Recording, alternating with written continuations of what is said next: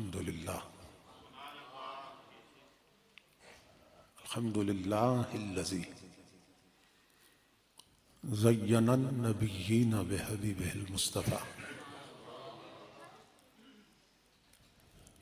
ومن على المؤمنين بنبيه المجتبى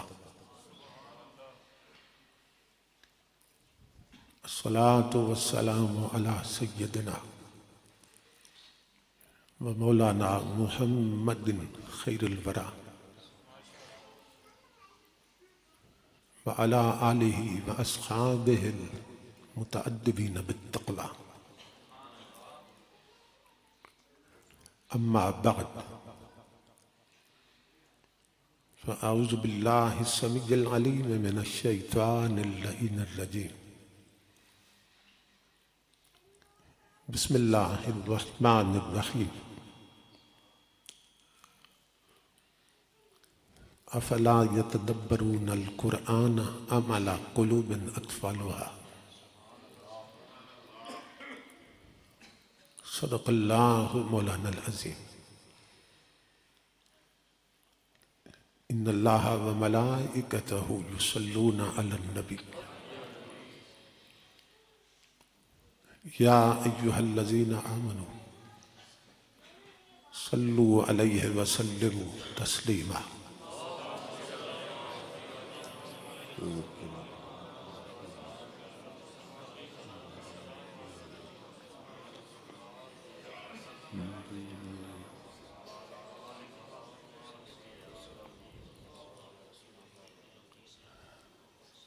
لائق صد احترام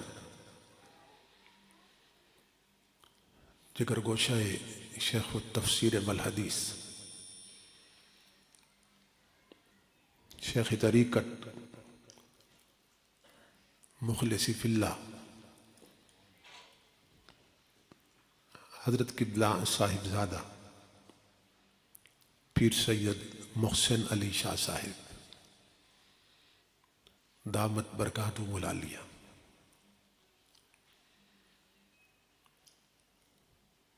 محقق اہل سنت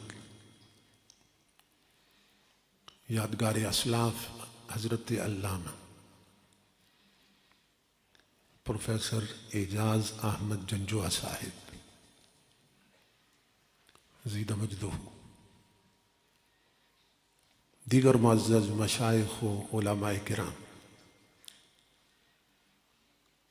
اور معظم حاضرین و سامعین، اللہ رب العزت کا لاکھ لاکھ شکر ہے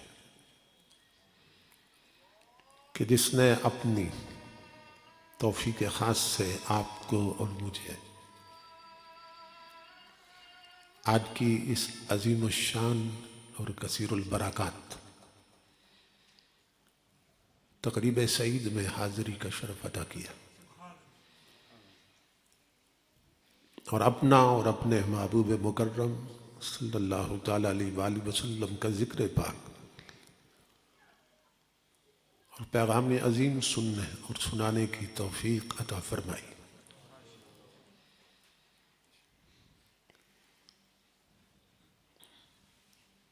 میں برادر محترم حضرت مولانا مسعود عباس صاحب اور محترم کیپٹن احمد خان صاحب کبھی شکر گزار ہوں کہ یہاں پہنچتے ہی جن کی محبت شامل حال رہی۔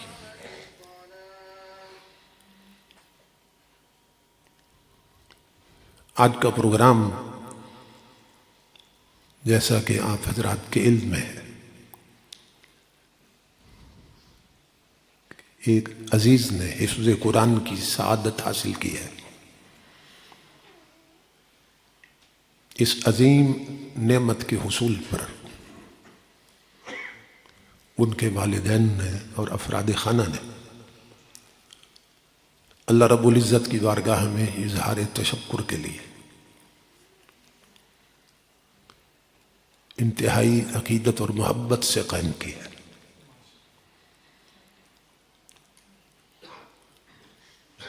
اس عظیم اعزاز پر میں ان کے لخت جگر اور اس سعادت مند بیٹے کے والدین کو دل کی اتھا گہرائیوں سے مبارکباد پیش کرتا ہوں۔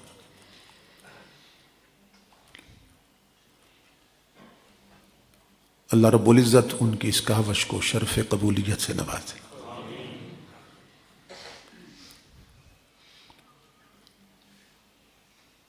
ہم نے دیکھا کہ بڑی مجلس میں سے ایک بچے کو الگ کر کے اس کے سر پہ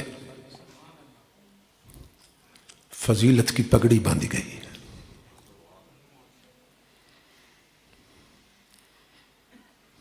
تو اس کی وجہ کیا ہے؟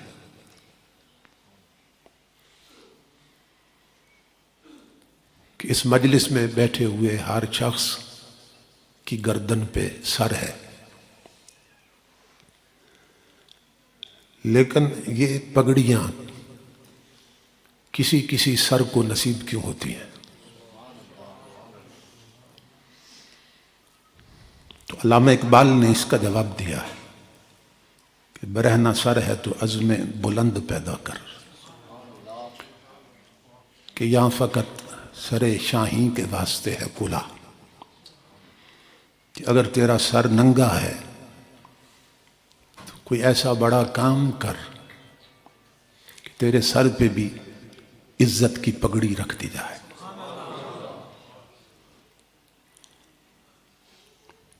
جس طرح آج بھری مجلس میں سے اس بچے کو الگ کر کے عزت کی پگڑی باندھی گئی، حدیث پاک میں ہے کہ اسی طرح کل میدان قیامت میں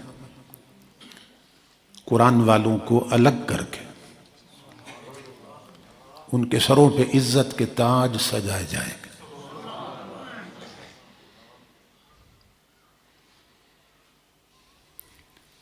اس کو دستار فضیلت کہتے ہیں۔ دستار کا معنی پگڑی ہے اور فضیلت تو آپ جانتے ہیں۔ اس کو دستار شرافت نہیں کہتے، اس کو دستار کرامت نہیں کہتے، دستار فضیلت کیوں کہتے ہیں؟ تو اس میں بھی ایک پیغام چھپا ہوا ہے، وہ یہ ہے کہ ہمیں یہ معلوم ہو جائے کہ فضیلت ہمیشہ علم سے نصیب ہوتی ہے،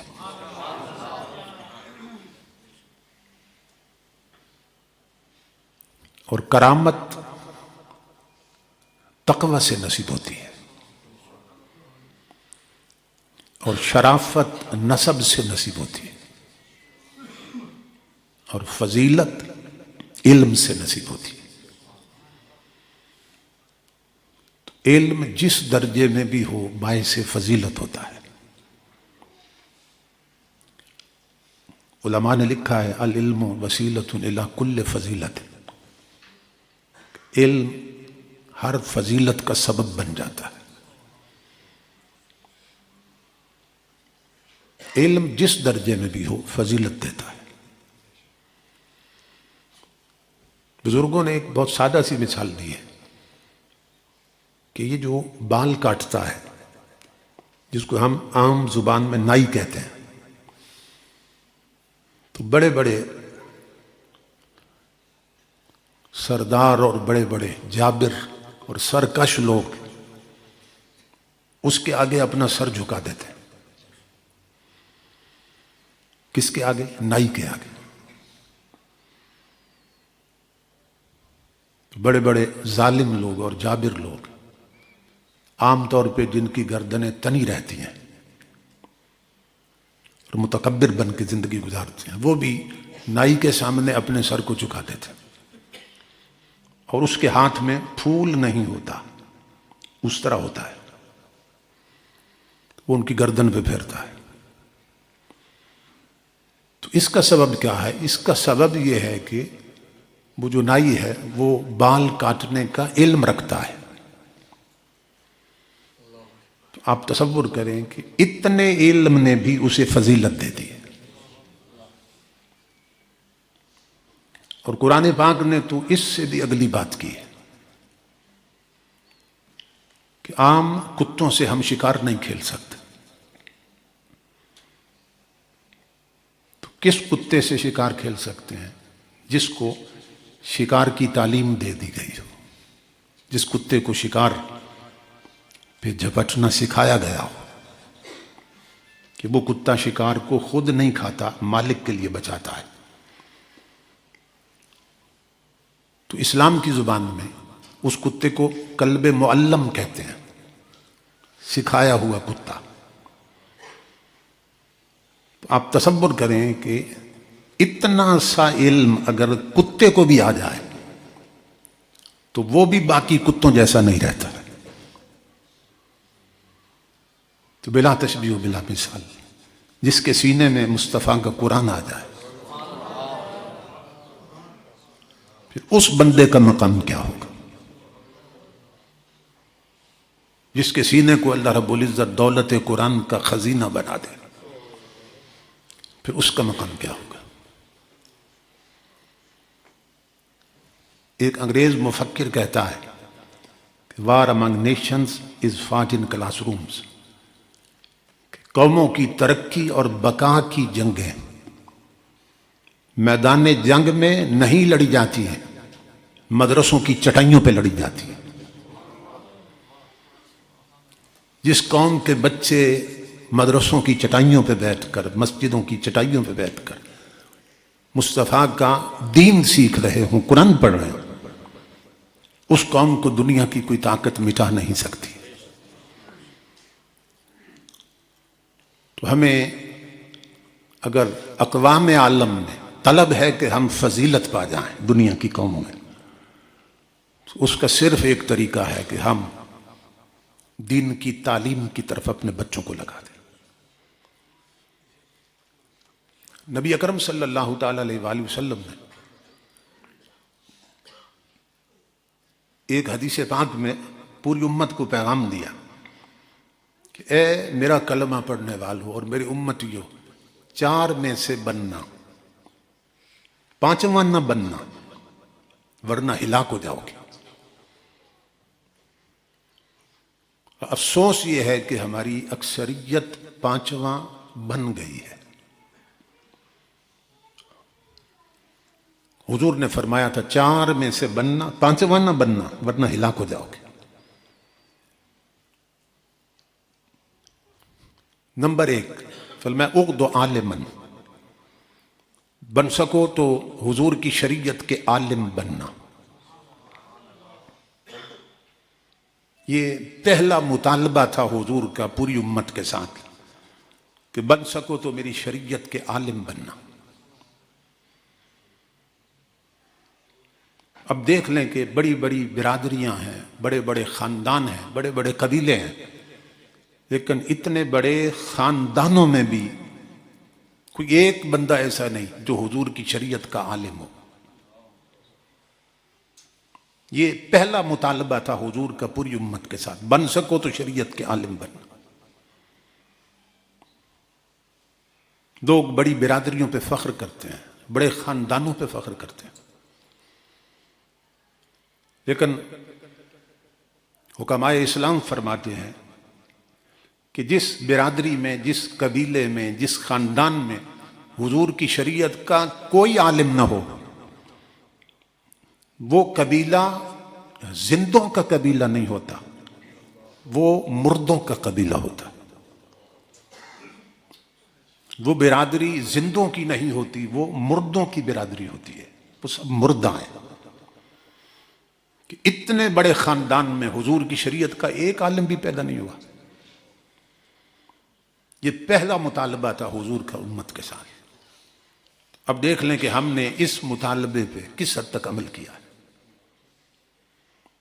تو ہر برادری کے لوگوں کو، ہر خاندان کے لوگوں کو یہ چاہیے کہ کوشش کریں کہ خاندان میں سے کم از کم ایک نہ ایک بندہ حضور کی شریعت کا عالم بن جائے۔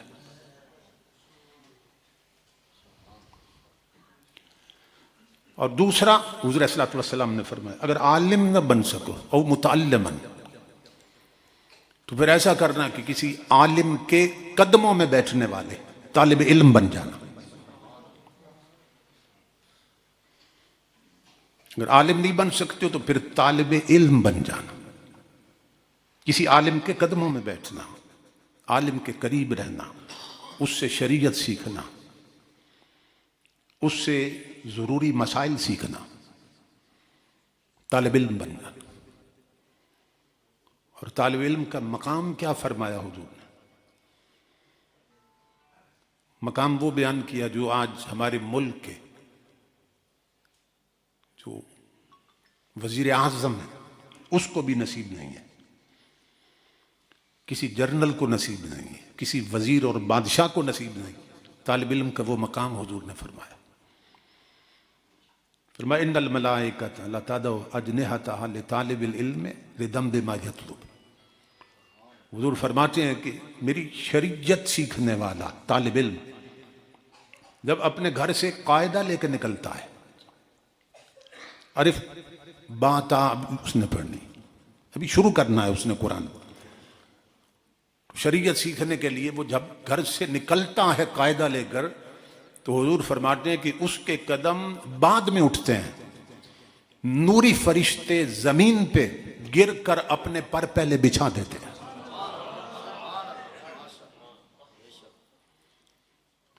آپ تصور کریں کہ یہ عزت کسی صدر کو بھی نصیب نہیں ہے، کسی وزیر کو بھی نصیب نہیں ہے، جو شریعت کے اور قرآن کے ایک ادنا سے طالب علم کو نصیب ہے۔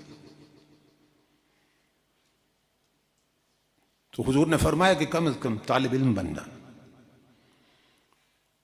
آپ تو خوش نصیب ہیں۔ جی میں کہ آسمان کی مخلوق تو کرتی ہے، زمین کی مچھلیاں، اور چونٹیاں بھی۔ ہاں، نبی اکرم صلی اللہ تعالی علیہ وآلہ وسلم نے فرمایا کہ جو عالم ہوتا ہے، شریعت سیکھتا ہے، اس کے لیے صرف آسمان کی نورانی مخلوق نہیں، سمندروں کی تہ میں رہنے والی مچھلیاں بھی دعا کرتی ہیں۔ تو صوفیاء نے اور مفسرین نے اس سے نکتہ بیان کیا ہے، کیونکہ یہ جہان اس وقت تک قائم ہے جب تک حضور کی شریعت کے علماء موجود ہیں۔ تو نبی اکرم صلی اللہ تعالی علیہ وآلہ وسلم نے فرمایا کہ عالم نہ بن سکو تو پھر طالب علم بن جانا۔ آپ خوش نصیب ہیں کہ آپ کو تو بہت سے علماء نصیب ہیں۔ بعض علاقے اجڑے ہوئے ہیں، ویران ہیں۔ تو آپ دیکھیے کہ ہم نے ابھی تک کسی عالم سے شریعت کے مطابق وضو کرنے کا طریقہ نہیں سیکھا ہے، کہ سوال کیا ہو، کسی عالم کے پاس گئے ہوں کہ حضرت مجھے وضو کا طریقہ سمجھا دیں۔ جسم ناپاک ہو جائے تو ہم نے غسل کا طریقہ نہیں سیکھا کسی عالم سے۔ نماز کے لیے جن مسائل کا سمجھنا جاننا ضروری ہے، وہ مسائل ہم نے نہیں سیکھے۔ تو ہماری ترجیحات بدل گئی ہیں، ہم کانوں کے چسکے میں لگ گئے، ہمارا ذوق ہی کچھ اور بن گیا، قرآن و سنت سے ہم دور ہو گئے۔ حضرت سفیان ثوری رحمۃ اللہ تعالی علیہ بہت بڑی شخصیت گزری، حدیث اور فقہ کے امام ہیں۔ آپ کسی گاؤں میں گئے، ارادہ تھا وہاں شاید 1 مہینہ ٹھہرتے، لیکن 3 دن کے بعد آپ نے فرمایا میزبان سے کہ میں اب واپس جا رہا ہوں۔ اس نے عرض کی حضرت آپ تو تشریف لائے تھے کہ 1 مہینہ کے ہم فرمائیں گے، تو 3 دن کے بعد واپس کیوں جا رہے ہیں؟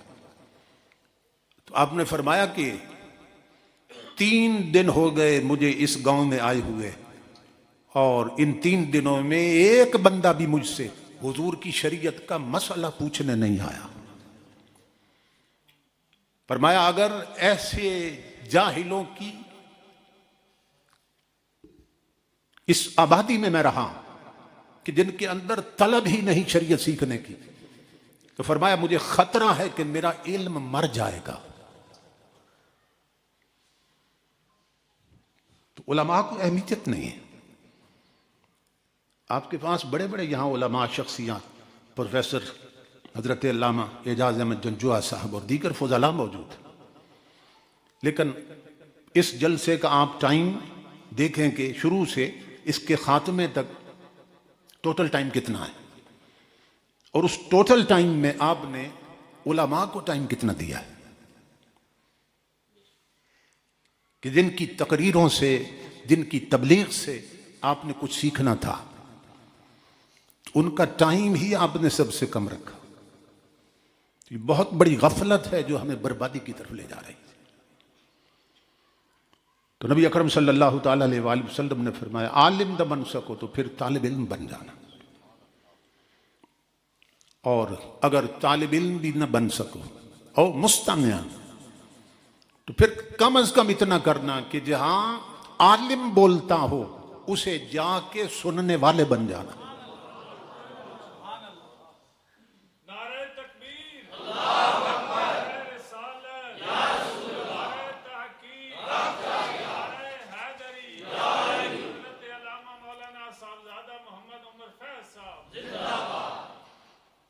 فرمایا جہاں عالم بولتا ہو، بتایا حضور نے، گویے نہ سننا، گلوکار نہ سننا،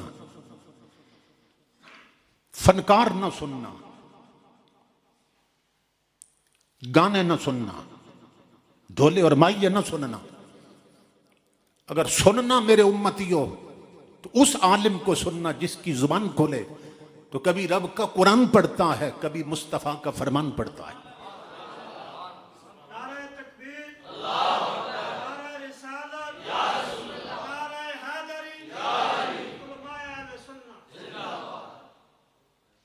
فرمایا علماء کو سننے والے بننا، اور اگر یہ بھی نہ کر سکو، نہ عالم بن سکو، نہ طالب علم بن سکو، نہ علماء کو سننے والے بن سکو، تو امام الانبیاء نے فرمایا او محبن، پھر کم از کم اتنا کرنا کہ میری شریعت کے علماء سے محبت کرنے والے بننا، کہ علماء سے محبت کرنا۔ قرآن حکیم کہ 5 حقوق ہیں جو ہمارے ذمے ہیں، لیکن اتنے افسوس کی بات ہے کہ لوگوں نے بی اے بی ایڈ کر لیا، ایم اے ایم ایڈ کر لیا، ایل ایل بی کر لیا، پی ایچ ڈی کر لیا، ڈاکٹر بن گئے، انجینئر بن گئے، آفیسر بن گئے، لیکن آپ پوچھ لیں کہ ابھی تک یہ بھی نہیں جانتے کہ ایک مسلمان کے ذمے قرآن کے حقوق کتنے ہیں۔ تو جب معلوم ہی نہیں تو پھر حقوق پورے کب کریں گے؟ تو قرآن حکیم کا پہلا حق یہ ہے کہ اسے خدا کا کلام سمجھا جائے، اور یہ تو ہمیں موروثی طور پہ نصیب ہے کہ مسلمانوں کے گھر پیدا ہوئے تو ہم قرآن پاک کو اللہ کا کلام سمجھتے ہیں۔ تو قرآن پاک کا پہلا حق یہ ہے کہ اللہ کا کلام سمجھا جائے، اور دوسرا حق یہ ہے قرآن کا کہ اس کے لفظوں کی تلاوت کی جائے،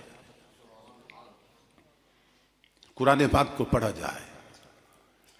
اب آپ دیکھ لیں کہ کتنے گھر ہیں کہ جہاں قرآن پاک کی تلاوت ہوتی ہے، جوان لڑکے لڑکیاں ٹچ موبائلوں میں لگ گئے، گھر کی بوڑھی عورتیں فارغ ہوتی ہیں تو ٹی وی پہ بیٹھ جاتی ہیں، بوڑھے بوڑھے لوگ اڈوں اور ہوٹلوں پر تاش کھیلنے میں لگ گئے۔ تو میجارٹی اور اکثریت وہ قرآن کی تلاوت بھی بھول چکی ہے، قرآن کو پڑھنا بھی بھول چکی، حالانکہ ہر گھر میں قرآن پڑھا ہے، کوئی گھر ایسا نہیں جہاں قرآن نہ ہو۔ نبی اکرم صلی اللہ تعالیٰ علیہ وآلہ وسلم نے ایک حدیث پاک میں قرب قیامت کی 72 علامتیں بیان کی، کہ جب قیامت قریب ہوگی تو میری امت میں یہ برائیاں آ جائیں گی، یہ چیزیں آ جائیں گی۔ ان میں سے 3 چیزیں حضور نے بطور خاص ارشاد فرمائی، اور اس میں پہلی چیز یہ تھی، فرمایا وَحُلِّيَتِ الْمَصَاحِفِ، کہ میری امت پہ وقت آئے گا ہر گھر میں قرآن سجا سمرا پڑا ہوگا لیکن پڑھنے والا کوئی نہیں ہوگا۔ اب دیکھ لیں کہ کتنے گھروں میں قرآن پاک کی تلاوت ہوتی ہے، گھروں کے افراد دیکھ لیں کتنے ہیں جو قرآن پاک کی تلاوت کرتے ہیں، کہ وہ گھر کے جس 4 دیواری میں کبھی مصطفیٰ کا قرآن گونجتا تھا اب وہاں انڈیا کے گانے گونج رہے ہیں. تو امام الانبیاء نے فرمایا میری امت پہ وقت آئے گا ہر گھر میں قرآن سجا سمرا پڑا ہوگا لیکن پڑھنے والا کوئی نہیں ہوگا. اور نمبر 2 حضور نے فرمایا وَسُوِّرَتِ الْمَسَاجِدِ مسجدیں بڑی سجا دی جائیں گی. تصور کریں حضور کی نگاہ کہاں تک دیکھ رہی تھی. آقا نے فرمایا مسجدیں سجا دی جائیں گی ڈیکوریٹ کر دی جائیں گی لیکن نمازی کوئی نہیں ہوگا. آج دیکھ لیں کہ ہر محلے میں ہر روڈ پر ہر ڈھوک میں ہر گاؤں میں مسجدیں پکی ہیں لیکن نمازی کچے ہو گئے.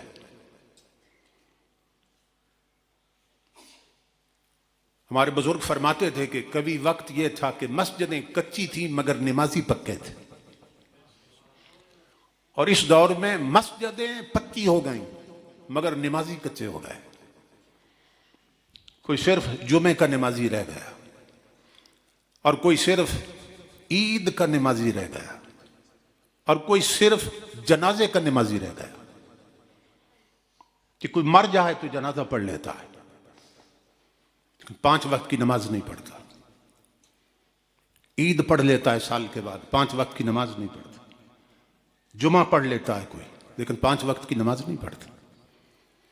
تو حضور نے فرمایا ایک وقت آئے گا مسجدیں بڑی سجا دی جائیں گی مگر نمازی کوئی نہیں ہوگا.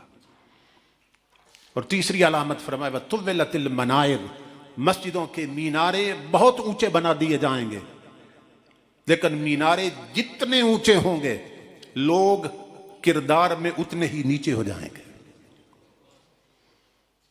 کردار میں پستی آ جائے گی مینارے بلند ہو جائیں گے. تو یہ ساری چیزیں آج اکثریت میں نظر آ رہی ہیں. تو قرآن پاک کا پہلا حق یہ ہے کہ اسے اللہ کا کلام سمجھا جائے. دوسرا حق یہ ہے کہ اس کی تلاوت کی جائے. آج اکثر گھروں میں پریشانی ہے جی رزق میں برکت نہیں ہے رشتوں میں برکت نہیں ہے بھائی بھائی کے خلاف ہے ساس اور بہو آپس میں جھگڑ رہی ہے پڑوسی آپس میں لڑ رہے ہیں برادریوں میں ایک دوسرے میں بغض اور عناد اور کینہ بھرا ہے. اس کا سبب کیا ہے؟ اس لیے کہ گھر میں ہر وہ چیز آ گئی جس سے گھر میں نحوست آتی ہے لعنتیں آتی ہیں اور اس قرآن کی تلاوت ختم ہو گئی اور وہ نماز ختم ہو گئی گھروں سے کہ جس سے گھر میں برکت آنی تھی. نبی اکرم صلی اللہ تعالیٰ علیہ وآلہ وسلم نے فرمایا تمہیں برکت کی تلاش ہے نا کہ رزق میں برکت ہو اولاد میں برکت ہو صحت میں برکت ہو تمہارے کاروبار میں برکت ہو. تو حضور فرماتے ہیں میں تمہیں بتاتا ہوں برکت کہاں سے ملے گی. فرمایا تبرک بالقرآن فإنہ کلام اللہ وخرج منہ. فرمایا قرآن سے برکت لو میرے امتیوں. کیوں؟ یہ رب کا کلام ہے اور اسی کی ذات سے جلوہ گر ہوا ہے. فرمایا قرآن سے برکت لو قرآن برکت دیتا ہے. سیدنا فاروق اعظم رضی اللہ تعالیٰ عنہ آپ کا دور تھا آپ نے دیکھا کہ ایک شخص اکثر مدینہ پاک کی گلیوں میں نظر آتا. کبھی ایک گھر کے دروازے پہ دستک دیتا بھیک مانگتا کبھی دوسرے دروازے پہ. تو ایک دن فاروق اعظم کے دروازے پہ آیا. آپ نے اسے فرمایا میرے بھائی میں ہر روز دیکھتا ہوں تو کسی نہ کسی دروازے پہ ہوتا ہے تو میں تجھے وہ دروازہ نہ دکھا دوں کہ جہاں سے عمر بھی لیتا ہے. وہ دروازہ نہ تجھے دکھا دوں جہاں سے سب لیتے ہیں اور عمر بھی لیتا ہے. اس نے کہا وہ دروازہ کون سا ہے؟ آپ نے فرمایا گھر جاؤ اور قرآن پڑھنا قرآن کی تلاوت کرنا لیکن سمجھ کے پڑھنا قرآن کو. فاروق اعظم نے فرمایا قرآن کو جاؤ گھر میں پڑھو اور سمجھ کے پڑھو. تو جب قرآن کو سمجھ کے پڑھو گے تو تمہیں وہ دروازہ مل جائے گا. وہ گھر گیا اس نے قرآن پاک پڑھا 1 مہینہ ہو گیا پھر مدینے کی گلیوں میں وہ منگتا نظر نہیں آیا. فاروق اعظم نے ساتھیوں سے پوچھا کہ ایک شخص آتا تھا ہر روز کسی نہ کسی دروازے پہ، وہ نہیں آ رہا 1 مہینے سے، کہاں گیا؟ انہوں نے کہا حضرت وہ تو اپنے گھر میں ہر وقت مصلی پہ قرآن پڑھتا رہتا ہے، اور اب حال یہ ہے کہ اس کے گھر میں چولہے میں کبھی آگ نہیں بجھی، اس کا لنگر جاری ہے، ہر غریب اور فقیر وہاں کھاتا ہے۔ فاروق اعظم نے فرمایا چلو پھر آج اس سے ملنے چلتے ہیں۔ ساتھیوں کو لے کر اس کے گھر گئے، دیکھا وہ مصلی پہ قرآن پڑھ رہا تھا۔ اس نے فاروق اعظم کو دیکھا تو قرآن پاک اس نے بند کیا، اٹھ کے سلام کیا۔ فاروق اعظم نے سینے سے لگایا، آپ نے فرمایا تو روز آتا تھا مدینہ میں، اب اتنا عرصہ ہوا تو نہیں آیا۔ وہ رو کر کہنے لگا آنے کی ضرورت نہیں رہی، اس لیے کہ آپ نے مجھے وہ دروازہ جو دکھا دیا، آپ نے دروازہ دکھا دیا مجھے۔ فاروق اعظم نے فرمایا کہ تجھے وہ دروازہ کہاں سے ملا؟ تو کہنے لگا آپ نے فرمایا تھا کہ قرآن کو سمجھ پڑھنا، سمجھ کے پڑھنا۔ تو میں جب قرآن کو پڑھ رہا تھا سمجھ کے، جب ان لفظوں پہ پہنچا نا تو مجھے وہ دروازہ نظر آ گیا۔ کن لفظوں پہ؟ کہ اللہ فرماتا ہے وَفِي السَّمَاءِ رِزْقُكُمْ وَمَا تُوعَدُونَ، لوگوں تمہارا رزق زمینوں سے نہیں، ہم آسمانوں سے اتارتے ہیں، اس کے فیصلے نیچے نہیں اوپر ہوتے ہیں۔ تو جب سے میں نے قرآن میں یہ پڑھا کہ میرا رزق تو اوپر سے آتا ہے، اس دن سے میں نے یاری ہی اوپر والے سے لگا لی ہے۔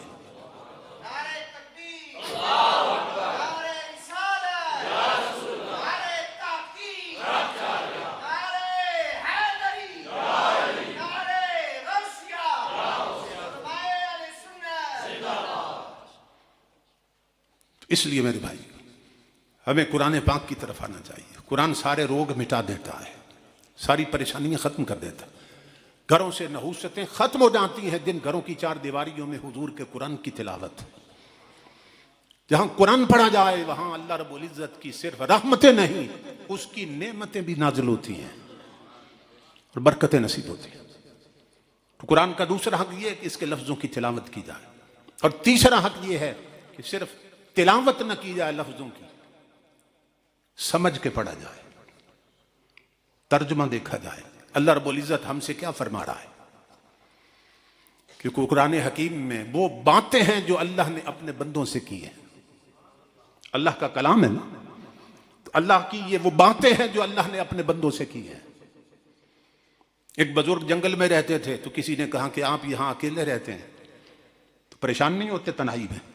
فرمانے لگے میں پریشان کیوں ہوں؟ اس لیے کہ کوئی میری سنتا بھی ہے اور اپنی سناتا بھی ہے، میں تنہا تو نہیں رہتا، میں کسی کو اپنی سناتا بھی ہوں، کوئی میری سنتا بھی ہے۔ اس نے کہا بندہ تو یہاں کوئی نظر نہیں آتا، تو کون ہے جو سنتا سناتا ہے؟ آپ نے فرمایا کہ جب میں اپنی بات رب کو سنانا چاہتا ہوں تو نماز پڑھنے لگ جاتا ہوں، اور جب رب کی بات سننا چاہتا ہوں تو میں قرآن پڑھنے لگ جاتا ہوں۔ تو قرآن وہ باتیں ہیں جو اللہ رب العزت نے ہمارے ساتھ کی ہیں، تو ہمیں سمجھ کے پڑھنا چاہیے کہ ہمارا رب کس چیز کا تقاضا کر رہا ہے، کس کے کرنے کا حکم دے رہا ہے اور کس کے نہ کرنے کا حکم دے رہا ہے۔ تو پہلا حق یہ کہ اللہ کا کلام سمجھا جائے، دوسرا یہ کہ لفظوں کی تلاوت کی جائے، تیسرا کہ سمجھا جائے کہ اللہ کیا چاہتا ہے، اور چوتھا حق یہ ہے کہ صرف سمجھا نہ جائے، قرآن میں سے جو سمجھا جائے پھر اس پہ عمل بھی کیا جائے، اس پہ عمل بھی کیا جائے۔ اور پانچواں حق یہ ہے کہ صرف خود عمل نہ کیا جائے بلکہ اپنی برادری اور معاشرے میں اس کی تبلیغ بھی کی جائے۔ تو یہ اس کے 5 حق ہیں جو ہمیں ذہن میں رہنے چاہیے۔ تو نبی اکرم صلی اللہ تعالیٰ علیہ وآلہ وسلم فرماتے ہیں کہ جب قرآن پاک تعلق رکھنے والا، بس آخری حدیث عرض کر رہا ہوں، اس دنیا سے چلا جاتا ہے، اس دنیا سے چلا جاتا ہے، اس کا جنازہ پڑھا کے جب میت لے جاتے ہیں نا قبر کی طرف، تو قبر میں اس کی میت بعد میں اترتی ہے، قبر کی مٹی کو اللہ پہلے آواز دیتا ہے، قبر کی مٹی کو آواز دیتا ہے، فرماتا لا تاکلی لحمہ، خبردار قبر کی مٹی جو تیرے اندر آ رہا ہے اس کا جسم نہیں کھانا ہے، اس کے جسم کو نہیں چھیڑنا ہے۔ قبر کی مٹی اللہ کو کیا جواب دیتی ہے؟ اب چاہیے یہ تھا جب اللہ نے حکم دیا قبر کی مٹی کو اس کا جسم نہیں کھانا، تو وہ عرض کرتی مولا میں جسم نہیں کھاؤں گی، جواب یہی بنتا تھا، یا تیرے حکم کے بعد مجھے معلوم ہو گیا تیرا کوئی پیارا آ رہا ہے میرے اندر تو میں جسم نہیں کھاؤں گی، یہی بنتا تھا جواب۔ لیکن قبر کی مٹی اللہ کو کیا جواب دیتی ہے؟ حدیث پاک میں ہے جب اللہ فرماتا ہے اے قبر کی مٹی جو تیرے اندر آ رہا ہے اس کا جسم نہیں کھانا، تو قبر کی مٹی اللہ کو کہتی ہے مولا کیف آکل لحمہ وکلامک فی جوفہ، مولا میں اس کا جسم کھا کیسے سکتی ہوں جس کے سینے میں تیرا قرآن رہتا تھا۔ قبر کی مٹی اللہ کو جواب دیتی ہے میں اس کا جسم کھا کیسے سکتی ہوں جس کے سینے میں تیرا قرآن رہتا تھا۔ تو یہ حدیث بتا رہی ہے کہ قبرستانوں کی مٹی بھی جانتی ہے کہ میرے اندر ناول پڑھنے والا آ رہا ہے یا مصطفیٰ کا قرآن پڑھنے والا آ رہا ہے۔ قبرستانوں کی مٹی جانتی ہے میرے اندر حضور کا غدار آ رہا ہے یا مصطفیٰ کا وفادار آ رہا ہے۔ تو قبرستانوں کی مٹی بھی قرآن پڑھنے والوں کو پہچانتی ہے۔ میں اس پورے گھرانے کو مبارکباد دیتا ہوں کہ جنہیں اللہ نے یہ اعزاز عطا کیا کہ ان کے بیٹے نے قرآن پاک کے حفظ کی سعادت حاصل کی۔ اللہ پاک اس پورے خاندان پر، اس بچے پر قیامت تک اپنی رحمت نازل فرمائے، اور جو علماء تشریف لائے اللہ رب العزت ہمیں ان سے فیض لینے کی توفیق سے نوازے اور ان کا سایہ ہمارے سروں پہ قائم رکھے۔ وما علینا الا البلاغ۔